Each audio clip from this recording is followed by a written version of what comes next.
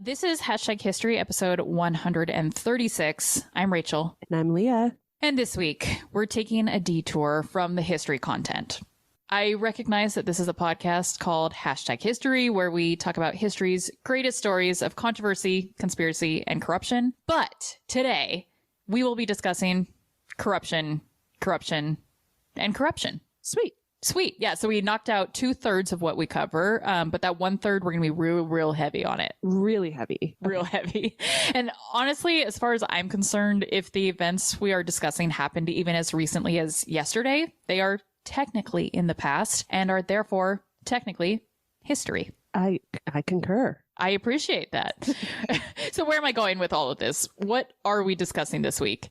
Before I tell you, let me justify my topic selection even further. I feel like you don't need to do this. I know. Why do I feel the need? I do this in every area of my life. I'm like, let me justify myself in 14 different ways when even one was not necessary. Right. But here I go. I'm going into my 14th bullet point here. You know, this topic is not really history related. It's mostly just corruption related. But I feel like after nearly 5 years of doing this podcast, I feel like we know our audience. I feel like we know what they love, and we know that they love juicy details, whether those juicy details are about historical events or about the latest season of Love is Blind, which I am watching. I haven't started it yet, but I'm so excited. Oh my God. I heard about the one couple, like The Megan Fox couple? Yeah, the Megan Fox couple. Oh my God. I can't. Oh my gosh. I can't. They just met face to face in the episode I just watched. Oh my God. Spoilers for anyone. Just if anyone ever says to your face, I think you're amazing, you're wonderful, looks don't matter to me, run. Lies. Lies. And also don't say that to someone's face. Yeah. Because that's essentially you're calling them ugly. 100%. Yeah, you're right. 100% you just called them ugly. Mm-hmm. Anyway, this is not a Love is Blind recap podcast, though I could do that if I had the time. But again, I know our audience, and when I first heard about the topic that we are discussing today, I knew instantly that I wanted to bring it to our listeners, even if it doesn't quite fit the bill for our normal content. And you know what? If you guys don't like it, you can skip this one. That's okay. I thought you were going to be a little more aggressive than that. If you don't like it, then you could buzz off. But like, no, please still be here and support us. Yeah. But yes, absolutely. That's the beauty of podcasts. Like there's several podcasts I listen to where I'm like, that topic, either I have zero interest or I've consumed so much about that topic already. I don't need to hear someone else's take. You are most welcome to do that. Yeah, but I trust you. Thank you. That's what I was going to say exactly to our audience is like, trust me here, though. Okay. I know what I'm doing here. I know that you're going to love this one. Yeah. So this week, we will be discussing Mark Weinberger, known as the Nose Doctor. To put it bluntly, Weinberger, a doctor who opened up his own practice in Indiana, was performing hundreds of unnecessary and sometimes negligent sinus procedures on patients. Oh. In fact, according to a Vanity Fair article, he recommended surgery to 90% of his patients. That's insane. 90%. That is an overwhelming number. Many of these patients either did not actually need the surgery or were misdiagnosed with sinus problems when in fact they had things like cancer. As medical malpractice and insurance fraud lawsuits began to stack up, Weinberger decided to hop ship and travel to Greece with his third wife to celebrate her 30th birthday. While they're on this vacation, Weinberger disappeared without telling his wife where he was going. She would soon find out that he had left her with more than $6 million in debt. Weinberger would not be found until 5 years later in the European Alps when his girlfriend spotted him on an episode of America's Most Wanted. Could you imagine? Oh, no. Like, what if you were watching America's Most Wanted and Alex came on? Even saying that made my heart drop. Even just suggesting it. Yeah. Because I can see it would be like Alex with like just a mustache and like really big glasses or something like that. Yeah. Despite pleading guilty to 22 counts of healthcare fraud in 2011, Weinberger is now a free man. And you are not even ready to hear what kind of scamming operation he is running now. Oh, God. Because scammers are going to scam. They don't know how not to. I'm really looking forward to this episode. I love to talk about scam artists and to condemn them for the harm that they cause innocent and vulnerable people. But before we can do that, we have to, of course, taste this drink that's sitting here in front of us. So shall we? We shall. We shall. I'm Rachel. And I'm Leah. And this is Hashtag History, The podcast for both history nerds and history haters alike. where we dive into history's greatest stories of controversy, conspiracy, and corruption.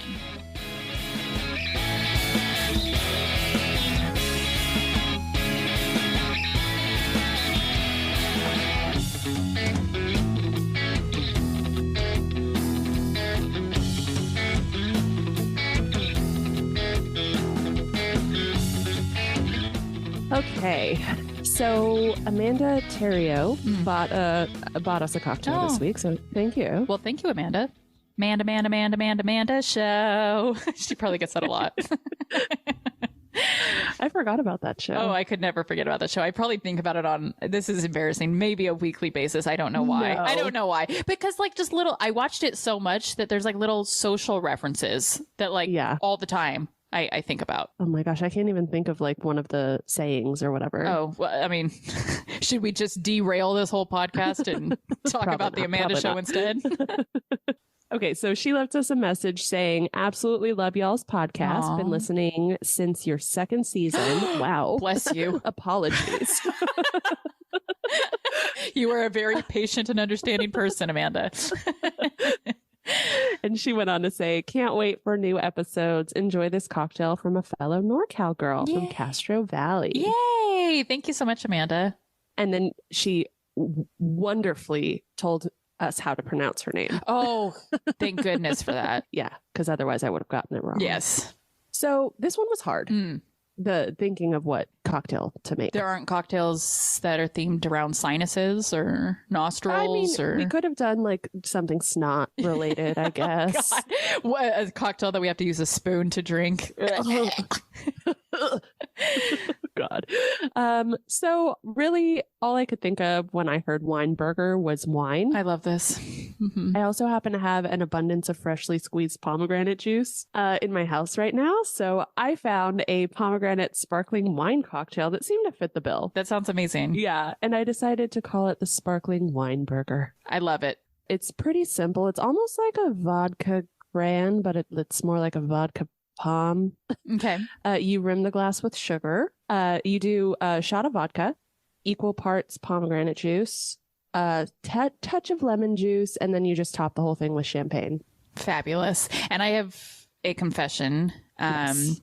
If you listen to our bonus episode at the start of the season, you heard that neither Leah nor I are drinking right now. Leah Correct. obviously cannot because she is with child. I have not because I am with milk. But I can, like, if I schedule things out correctly. And so my confession is that I did actually put real vodka in my drink. Not champagne, because I didn't have champagne. I did use sparkling cider like you used. Yeah. But I did put real vodka in mine. Oh my gosh. Yeah. Yeah. So anyone who does want kind of like a mocktail version of this, just change out the champagne for sparkling cider and vodka. I mean, you can get the ritual faux vodka kind of stuff. So, yeah. All right. Cheers. It's just pomegranate juice and it's pomegranate juice. I put a lot of pomegranate juice in mine. Oh, me, I put the whole thing that you gave me. That's why I gave you a ton. Mine basically, it just tastes like pomegranate juice. This could be dangerous because I don't taste any liquor whatsoever. This is delicious. Thank you. Great idea. Course. Weinberger is brilliant. It does look like wine too, even though it is not red wine. It does. It actually looks like red wine. It does. Looks like a sangria. It absolutely tastes exactly like a sangria. That's very odd, isn't it? Mm-hmm. Unintentional. It's delicious. Oh, whoops. Rating. My God. Oh. Mine's a 9. 9? Yeah. Okay. After you said sangria, I'm like, Yep. Mm-hmm. 7.5. That's because it has no booze in it. Because I'm drinking apple juice, guys.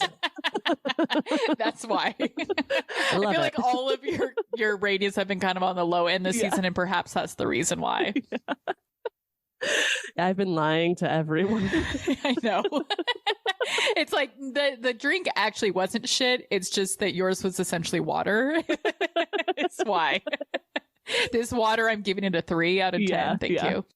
So before we begin this week's episode, I need to first give credit where credit is due. I first learned about this week's topic from one of my favorite podcasts, Swindled. If you are not already listening to Swindled, you have to get on it. It is such a great podcast, so well produced and so well researched. Even with having 2 new babies and some days not even having the time to brush my hair, I still find the time to listen to every new episode of Swindled that is released. So be sure to check out the podcast and definitely check out the episode about Mark Weinberger. The Swindled episode includes lots of audio from interviews and whatnot that you won't want to miss after you learn all the details of this story. Ooh, I'll have to go check it out. Definitely. Also, you all know that we cite all of our sources on our website, but one particular source was so helpful in my research that I wanted to cite it in here in the episode as well. There is a Vanity Fair article written by Buzz Bissinger titled The Runaway Doctor. Between the Swindled episode and the Vanity Fair article, I was able to gather so much information that was so helpful in putting this episode together. So thank you so much to both of those sources. Shout out. Okay, now on to the episode.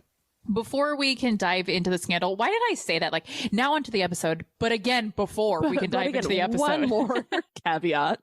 Yet another preface. Before we can dive into the scandal, I think understanding Mark Weinberger's background will help set some context. Yeah, I always there's always a part of me that's like, oh, I hate giving these criminals, letting you know their backstory to try to justify it. But at the same time, it is important to know. Yeah. So, you know? Yeah. And I think the word you used is good, that it maybe it's not justification, but it's definitely somewhat of an explanation. Definitely. Yeah. An explanation. It's context. It helps you understand why these people end up being the people that they are. Listen, we could all stand to be a little more empathetic. Okay. Ooh. Yes. Yeah. So let's start there with the background. Weinberger was born on May 22nd, 1963, the second of 3 boys. And he was born to none other than the chopped liver family. Excuse me? Yeah, as in the chopped liver family, because yes, that is actually a thing. You didn't know that? Explain. You don't know the chopped liver family? Well, neither did I till I did this research. In 1944, Weinberger's grandmother, Sylvia Weinberger, and her husband opened a luncheonette in the Bronx where she served her specialty chopped liver. Customers loved the chopped liver so much that she ended up selling it in local grocery stores, eventually becoming so massive that she was able to develop Mrs. Weinberger's Food Products, a $2 million a year company that mass-produced the chopped liver and sold it as a packaged good across the nation. Wow, people really liked their chopped liver, huh? This chopped liver business set up Weinberger pretty well, ensuring that he and his 2 brothers were able to attend Ivy League schools. Mark Weinberger would attend the University of Pennsylvania, where he graduated cum laude, before attending UCLA for medical school, where he would graduate with a 3.82 grade point average. In 1996, Weinberger began practicing as an ear and throat surgeon in Merrillville, Indiana. And I looked up the population of Merrillville, and as of 2021, there are only approximately 37,000 residents. Yeah, I feel like going from, I think University of Pennsylvania is in Philadelphia, I want to say. And then UCLA, obviously that's in LA, to Merrillville, Indiana. God, I'm so glad you asked. There is a very, very distinct and particular reason why an affluent, privileged, and money-hungry young doctor would practice in such a small city. Oh, good. Okay. Yeah, so thank you for asking, because it is confusing. Yeah. To quote the Vanity Fair article I mentioned earlier, quote, "The air quality in the region was poor because of all the steel mills surrounding it. The concentration of airborne pollutants could often lead to sinus problems, which became Weinberger's specialty. The blue-collar population in the area, largely unionized, also had something that is believed to have been essential to Weinberger's plans for his practice, health insurance, of which he accepted any and all kinds." Of course unquote. he did.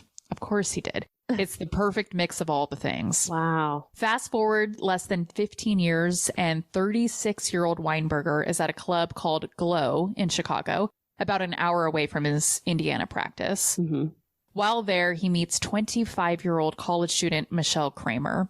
It's worth noting in the 15 years that we skipped over that Weinberger had been married and divorced twice. Okay, but back to Club Glow. Kramer, a psychology graduate student, was instantly smitten with Weinberger, who promised to treat her like, quote, a princess for the rest of your life, unquote. Okay. You didn't like that, I see.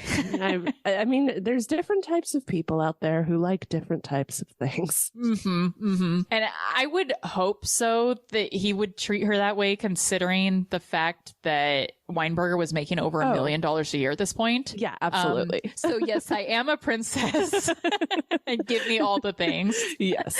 While we later find out that he definitely did not keep this promise, his initial actions would lead one to believe he would. The couple was engaged not long after meeting, and the proposal was a whole thing. Weinberger brought Kramer to Piazza Navona in Rome, where he had singers serenade her as she showed up. It sounds pretty nice, the visiting Piazza Navona on someone else's dime part, not the being engaged to this guy part. Yeah. Or I don't know if I'd like being serenaded either. So true. But the Piazza, yeah. Yes. Whatever comes with it, I'll take it. Yeah. For true. that on someone else's dime. Right. Kramer had no idea what she was in for with this marriage. In fact, Kramer was entirely unaware that Weinberger had even been married twice before, something she later found out on television. Like they got married and everything and she still didn't know? Oh, yeah. No, she finds out way later with like the America's Most Wanted part. Oh my gosh. Yes.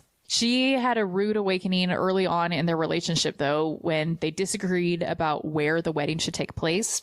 Weinberger, with his affinity for Italy, he was insistent that the wedding take place there in Italy. But Kramer, whose father had recently been diagnosed with lung cancer, insisted that the wedding occur near home in Chicago, where her father would actually be able to walk her down the aisle. Seems reasonable to me. Yeah, I wouldn't say that that is a ridiculous request. Yeah. While this is eventually what the couple chose to do, Weinberger did not make it easy. He cruelly said to his soon-to-be wife, quote, "You can't let dying people change what the living are going to do," unquote. That's interesting coming from Doctor.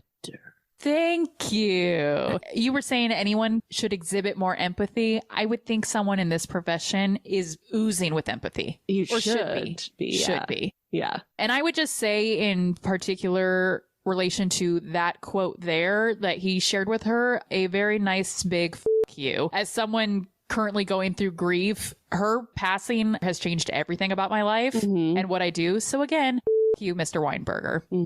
Weinberger was all around entirely unsupportive of Kramer and the grief she was experiencing as her father was in his final days. He would get irritated with Kramer for how much time she spent with her father in the hospital, saying, quote, "Why does somebody want to be in a hospital room? It doesn't help anything," unquote. I don't even have a response. I literally, like, why would you ever want to spend the last moments with your father before his passing? Like, why would you ever want that? Oh my God. Yeah, and to say like it doesn't help anything is so cruel. Yeah. It's so cruel. That's time that she can't and won't ever get back. Why wouldn't she, like, I guess I'm stumbling over words too. That's the only place you would want to be. Yeah. And actually it does help. You know, absolutely. It doesn't change maybe the course or the trajectory of someone's life. Yeah. But it certainly helps with your healing. It certainly helps with you not having regrets later. Provides closure, I'm sure. Yeah. Yep. I mean, this guy's a real piece of shit. Am I right? Yeah. Multiple trips to Italy do not make up for your partner criticizing and downplaying your grief. Yeah. Multiple trips to Italy it was, though, with one of 3 of their wedding receptions taking place in Ravello. Okay, Nick Jonas. Theirs was very classy, I must say, from what I saw in pictures. Yeah, but he had like 3 of them. Yes, he did.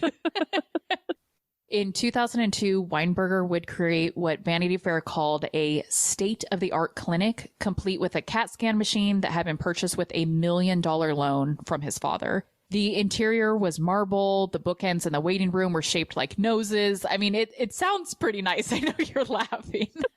No, but could you imagine sitting in a waiting room with a giant nose statue next to you?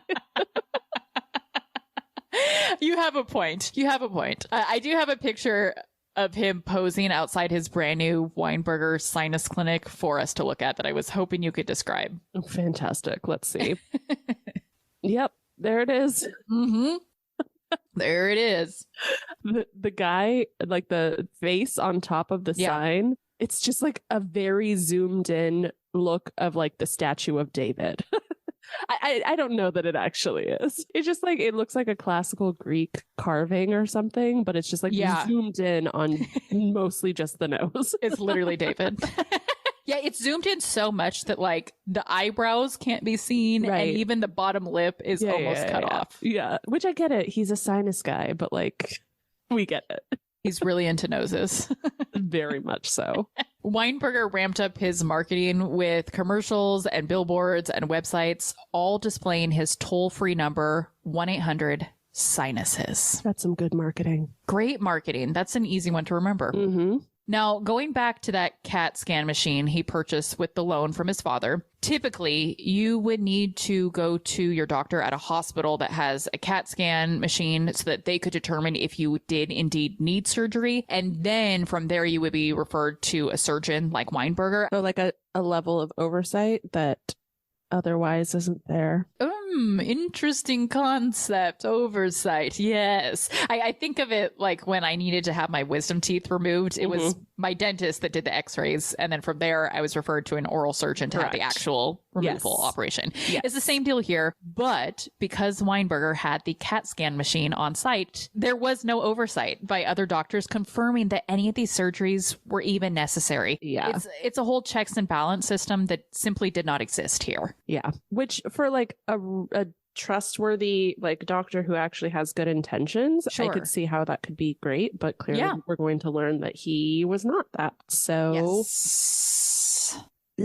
yeah.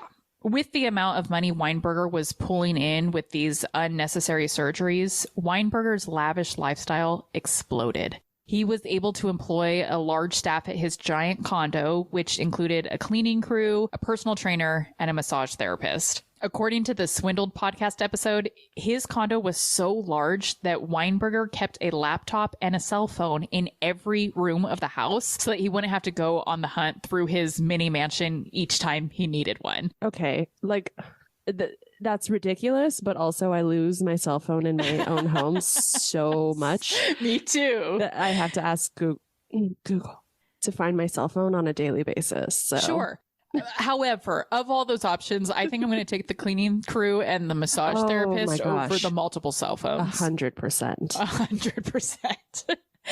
If you think that is outrageous, though, wait for this. Okay. He also employed chauffeurs that would drive him the hour from Chicago to his clinic in Indiana each morning, and then, according to the Vanity Fair article, turn right back around to get food from his favorite sushi spot in Chicago, then turn back around to deliver it to him in Indiana for lunch. He is the reason for global warming. Thank you, Weinberger. No, but that's ridiculous. It's ridiculous. These people are wealthy. We're talking private jets and yachts and multiple European vacations and cars and shopping sprees. For his wife, she was given $1,000 a week for a spending allowance. Sounds great. I know. That literally would all get blown on Amazon if it were me. During my late night pumping sessions, my God, I get so much stuff out of Amazon. Oh my gosh. Stupid. Yep. Swindled is a true crime podcast about greed. The anonymous host, who refers to himself as a concerned citizen, tells true stories of white-collar criminals, con artists, and corporate evil in a dark and deadpan narrative style that will leave you trusting nothing. There are episodes about the disturbing histories and practices of food giants, such as Nestle and Chiquita. There are episodes about man-made environmental disasters, such as the Bhopal gas tragedy and the BP oil spill. There's even a Swindled episode about Mother Teresa. Nothing and no one is off limits. Critics have called Swindled remarkable and enraging, horrifying and maddening, meticulously researched and true. For the love of money is the root of all evil. 100 plus episodes are waiting for you. Listen to Swindled at swindled.com or wherever you listen to podcasts. Okay, so I think we've done enough background to get a sense of who this guy is. Yeah. Let's now get into the actual scandal. And I want to note here that while this is a wild story and crazy scandal about some scammy dude, these are real people that we're talking about here. Mm-hmm. Real people that lost their livelihood and for some, even their lives as a direct result of Mark Weinberger's negligence, maliciousness, and greed. Mm. One such patient was a William Boyer who went to see Weinberger for breathing problems. During his appointment, Weinberger showed Boyer an image of his sinus cavities, which showed several infected polyps. Get this, though. The image Weinberger showed Boyer was not even of Boyer. It was also noted that during an EKG that was taken prior to the polyp surgery, the EKG showed that Boyer had an irregular heartbeat. There is documentation that Weinberger crossed out the word abnormal on the test results, replaced it with normal, and then treated Boyer with medications that would increase risks associated with having an irregular heartbeat. To no surprise, Boyer was not any better after the surgery than he was before, given the fact that the operation was entirely unnecessary. And put him at risk for heart issues. Yeah. I would venture to say not only was he not better, he was worse. Mm-hmm. Another patient was a woman named Phyllis Barnes. She was 47 years old when she went to see Weinberger. She had been dealing with an awful cough for months that was causing her to occasionally spit up blood and to even have difficulty breathing. When she went to see Weinberger, he diagnosed her with a sinus problem and performed surgery on her to remove excess polyps. When her condition did not get better, he told her to wait and let the surgery work, that it would just take some time. But things were getting worse and worse. She eventually went to see another ear, nose, and throat surgeon, a Dr. Dennis Hann, who immediately upon seeing her diagnosed her with, get ready for this, throat cancer. Yeah. It was determined that Weinberger had not even performed a throat exam on her, nor had he even checked her throat during the CAT scan. He only checked her sinuses. He really liked the nose. Yes. In my words, he only checked what he wanted to check so that he could get his money. Interesting. Why would he venture further and see like, oh shit, she has cancer. This is something that I cannot handle. Mm-hmm. Dr. Hann stated that the fact that she had a tumor inside her larynx was obvious had Weinberger actually performed the necessary exams. Barnes would end up needing emergency surgery to remove her vocal cords and voice box, which meant that for the rest of her life, she was only able to speak through a hole in her neck. Oh, gosh. She would pass from cancer in 2004, 3 years after Weinberger had initially misdiagnosed her. She was only 50 years old. Mm. One of the most shocking cases that I came across was that of a 9-year-old girl named Kayla Thomas, who went in to see Weinberger for throat issues that she was experiencing. He once again diagnosed her with sinus problems and performed a sinus surgery to remedy that. But of course, we know that that was not Thomas's issue. It was later discovered that Thomas had throat cancer and would later require several operations, including brain surgery, in order to save her life. And this is a child. This is a child. And I didn't do further research into this, but in the Swindled episode, that host mentioned that like sinuses in a 9-year-old girl are not even fully developed to the point where you would be performing surgeries on someone that young. Oh my gosh. Barnes, Boyer, Thomas, and others began to file medical malpractice suits. And this was when Weinberger began toying with the idea of moving to Europe. The fact that that's even something you could do. Me, I'm like, my life is feeling like a lot. Like, maybe we should go to Europe. Oh my gosh. Yeah, that option. Yeah, that's a great option. Maybe we should consider it. Like, for me, it's like, I'd love to go to Europe. Maybe we can put that on the 5-year plan. Maybe 10. It's 10. Yeah. Let's shift it to 10. Instead, for the 5-year plan, we can go to San Francisco. There we go. Yeah. 2-hour drive. More realistic. 2-hour drive. His wife, Michelle Kramer, was very aware that he was worried about the litigation, but stated that she supported her husband completely and believed others were just out to get him. I think that's fair. She's only going off of what she's being told. Yeah, but he's also proven to not be a trustworthy person. So yeah, good point. He did tell her that spending time with her father in his final moments was a waste helping. of time. Yeah, it was a waste of time. Mm-hmm. Now, of course, she didn't know the inner workings of his practice and everyday evil doings. Over the course of the various lawsuits, discovery found that Weinberger would, at times, see more than 100 patients a day. I don't even like, do you even have time to walk through 100 doors a day? Like, right. To That's go up and crazy. down your hallway 100 times a day. yeah. I worked for an attorney for a very, very, very, very, very short period of time, the shortest employment I've ever had because it was miserable. And while there, he would sometimes have his caseload would be over 100 clients at a time. And I can say from having worked there, it's not possible. It's not feasible. As one person, you cannot manage that many cases and clients at once. He was the only doctor at that practice. So in the same vein, it was discovered that the average amount of time Weinberger spent with each patient was, I want you to guess, Leah. I mean, 20 seconds. Like, I don't know. You're not too far off. He would spend 3 minutes with each one of these patients. That's not enough to even Get their name. Yeah, to get their name accurate. Like, Right. This allowed him to perform hundreds upon hundreds of sinus surgeries, the majority of which were not medically necessary. you know, this also makes me, obviously they're not the people fully at fault or responsible here, but this also makes me question the people. He had to have had a lot of people working in the office, like admin, nurses, maybe, I don't know. And if to witness this and see what's happening, they are in some ways complicit in my mind too. Yeah, I agree. He's claiming to remove polyps that aren't there. I'm sure Yes. some nurses had to have seen that. Exactly. And it's like, it's one of those things. We'll have a future episode this season that kind of dives into blind obedience to authority.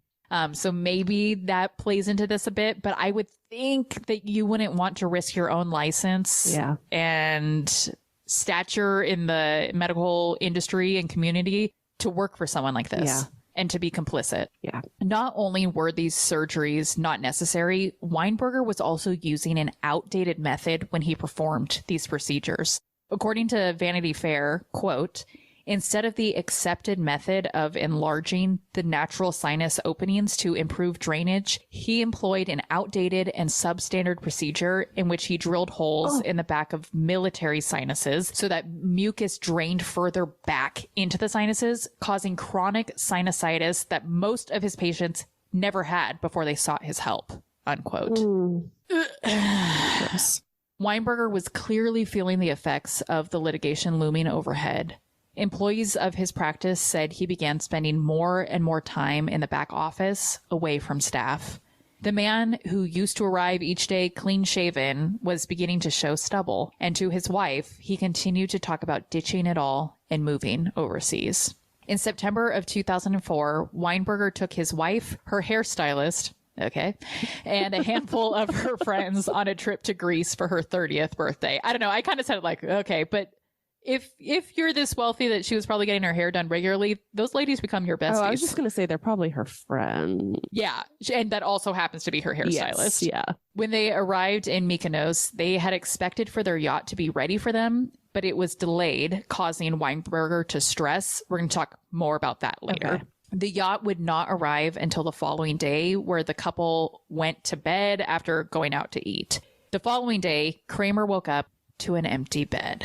She has said in recent interviews that she instantly knew something was wrong. And she was right, because she would never see Weinberger again. The yacht captain told Kramer that Weinberger had flown to Paris early that morning to obtain a set of diamonds he had bought her for her birthday, but this wasn't true. Could you imagine? For that to be an actual sentence that could be real, it's like, what?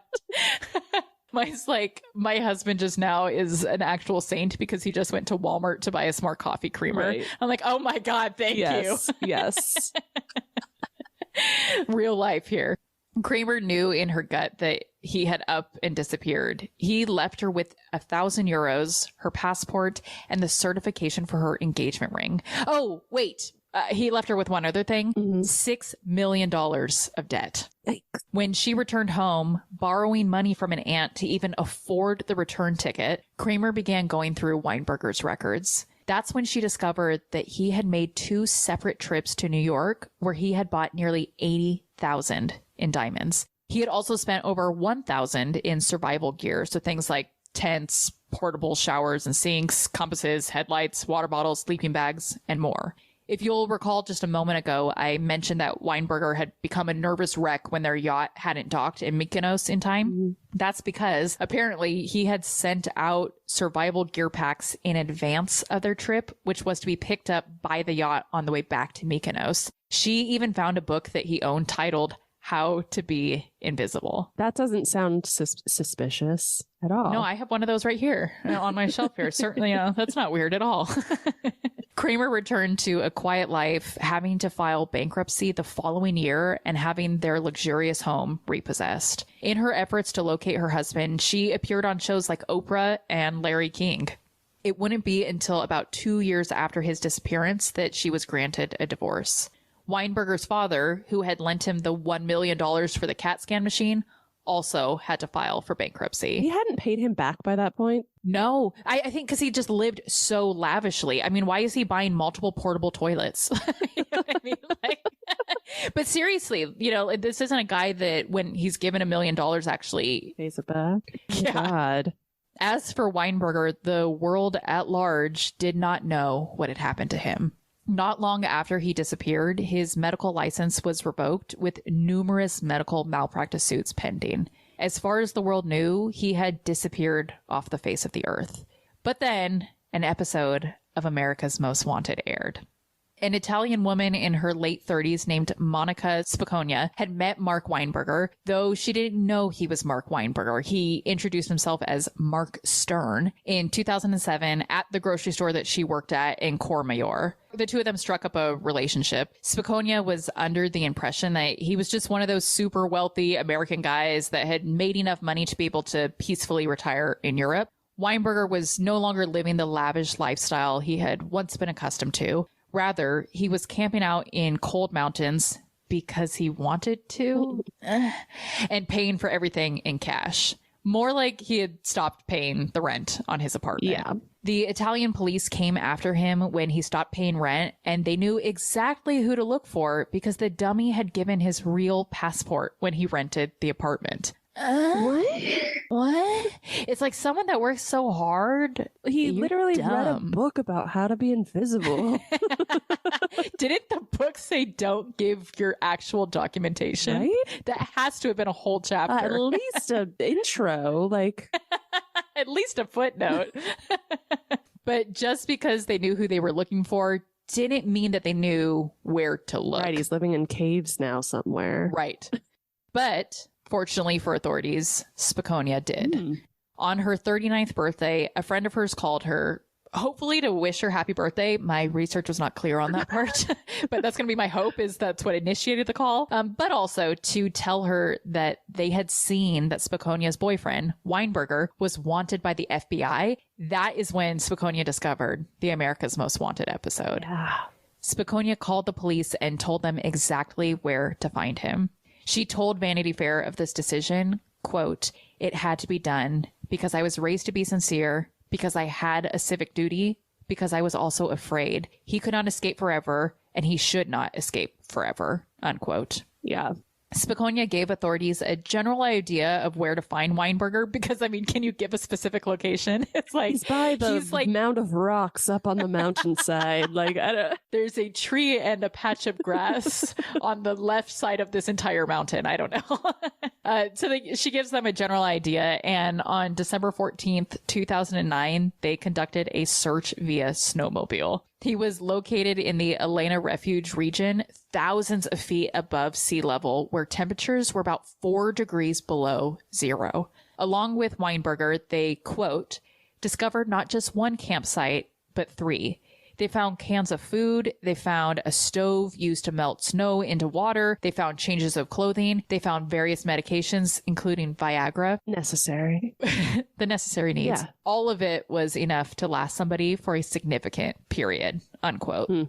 He was eventually extradited to the United States, and on October 22nd, 2011, he pled guilty to 22 counts of healthcare fraud for overbilling insurance companies for operations that either were unnecessary or, in some cases, never even performed. And I'm sure, 22, those 22 counts, that's, if he was seeing 100 people a day, that's a tiny percentage of the actual for sure instances where he could have been charged. For sure. That's on the low end. You know how the legal system works where someone committed 100 crimes, but we only have absolute stone cold proof of 10 of them. Yeah. You're absolutely right. Some of those charges were for like procedures he wasn't even performing. He would just put people under. This is so scary. He would put people under anesthesia for an allotted period of time, wait it out, and then bill their insurance for the procedure later. Can you even imagine? He was sentenced to 7 years behind bars. Nearly 300 former patients of his filed medical malpractice suits against Weinberger and received a share of $55 million settlement in 2013. Good. Weinberger was released to a halfway house in 2014, and as of 2019, he is officially a free man, living it up in West Palm Beach, Florida, with a new wife and 2 children. Ugh. He is also currently attempting to make a name for himself online, calling himself a yoga doc. As NBC News reported, quote, in online videos, he's seen selling yoga classes that will turn a nerd into a ninja or a zero to a superhero. He says people work out for 2 reasons: get hot chicks and look great naked, unquote. Does he? Grifter's gonna grift, right? Oh my gosh. I think it's super gross that he can go on living his best life while many of his victims are either no longer here to live theirs, or those that are living it impaired. Yeah. For Kayla Thomas, the 9-year-old he operated on, who is now in her late 20s, she said recently, quote, I think it's awful. I think he's still showing and exhibiting the same level of awfulness that he was earlier, which leads me to believe he hasn't learned anything, unquote. Clearly has not learned a single thing. I could not agree more. Weinberger seems like the type that will never learn anything if it doesn't benefit him and his pocket.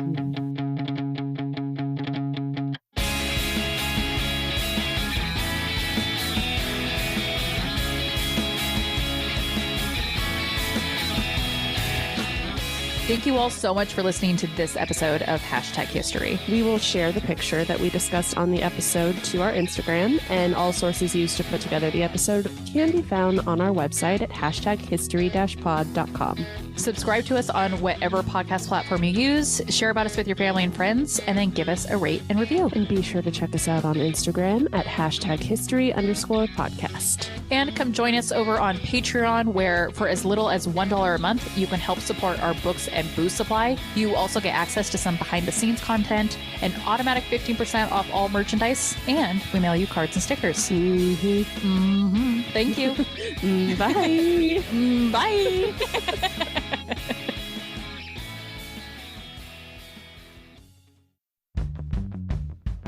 Did I tell you I got a Stanley for Christmas? I can't remember if I told you that. I don't think you did tell me that, but I can see it takes up half the screen, so I could see it. Yeah, it's literally stupid. Like, I would never buy one of these for myself, and I totally am on board with people that make fun of them. Yeah. But I like it. It makes you drink water, huh? It does make me drink water, but not any more than any other water cup would. It's like, I feel like that's the thing that people say is like, get a Stanley, it'll force you to drink water. I'm like, I didn't drink water before or after. I mean, yeah, I'm drinking maybe a touch more than I drank before. It's really not a magical cup, but no, I didn't pay for it. So in 2014, Weinberger was released to a halfway house in 2014. And as of 2019, You said in 2014 and then in 2014 again in the same sentence. Did I seriously? Okay, thank you. I'll do the whole. Yeah, you're right. I see that. Yeah. Okay.